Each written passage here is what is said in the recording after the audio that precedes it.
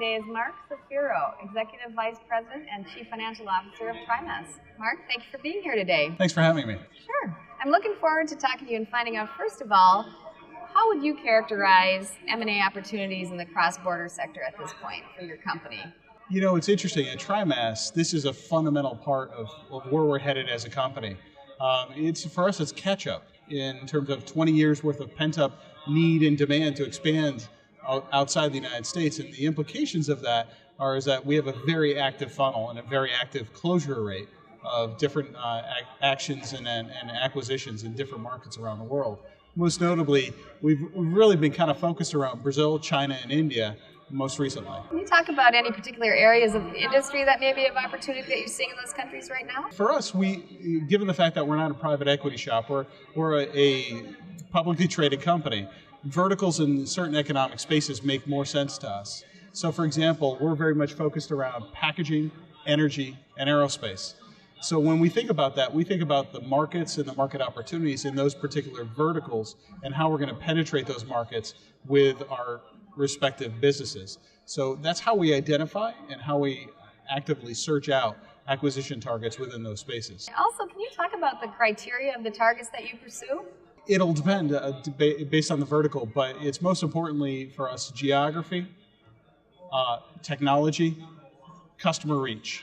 Those are the three things that customers or acquisition targets that make most important to us in terms of our natural reach. The other thing is, when you think about it, we're looking for not only just strategic synergies, but also tactical synergies associated with our ability to expand not only our valuation proposition, but also the value of that individual company. Sure, you can add tremendous value in the way that you're doing it. Can we talk about any of the surprises that you may have been encountering in the past year or so in your M&A transactions? Certainly. When you think about M&A transactions for us, it starts with an engagement of a local firm, and that local firm may or may not have financial statements, may or may not have been a long-standing company. And those implications in terms of the entrepreneur that we're otherwise engaging with starts the ramp-up associated with our ability to really engage the target. It takes more time. The implications are patience. The implications are also identifying the real value proposition up front. So when we think about that, it elongates our deal structure by probably twofold when we're engaging, we feel, cross-border targets. Any particular areas of risk that you'd advise other investors to be careful of if they're in the same markets that you're in? As we're entering some of these markets for the first time ourselves, one of the most important things is understanding the risk profile of the country that you're entering, understanding the local dynamics associated with such. So your diligence process has to be very, very thoughtful. And it comes in the form of not just your typical operational elements, but also your legal, your financial, taxation diligence that you need to spend more time thinking about. Can you talk a little bit about the targets you do pursue? Do you tend to be in the lower middle market or middle market? Or? You know, our sweet spot in terms of deals range from, we've bought companies for less than $1 million to companies that are $100 million or more. So we've got a pretty wide spectrum associated with the targets that we engage.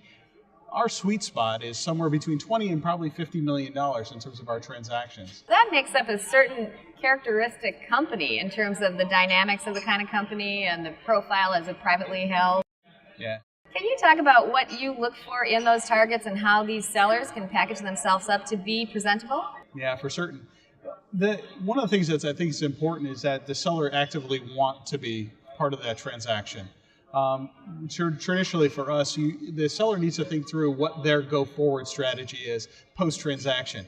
I mean, that's the soul searching that the individual really needs to think through. Our typical engagement, though, is proprietary.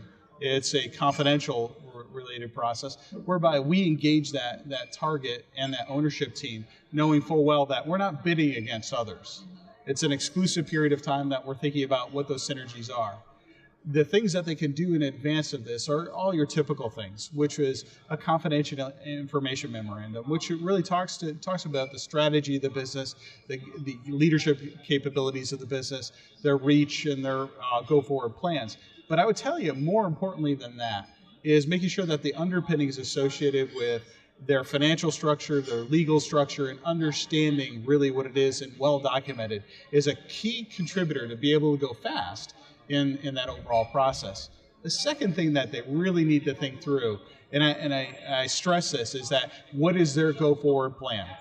More often than not, you're buying a company because of the excellence of the leadership team that has otherwise already been in place. To think that you're just exercising for a monetary gain and then going to be on the beach for the rest of eternity is not typically what a strategic acquirer is looking for. So that you got to make sure that you have a clear plan and thought as to what's happening there. And the third thing they need to really understand, and I think that this really relates to their decisions around why they're selling, is think through what the implications are of a multinational company buying your enterprise, and the implications associated with identifying what you think the synergies are that you as an entrepreneur aren't able to or willing to otherwise try to extract from your enterprise. That'll help the discussion, as well as make all three of those things will help the process go a lot faster. Good advice. Thank you very much for joining us today, Mark. Thank you very much. Good to meet you. Yes, nice talking to you.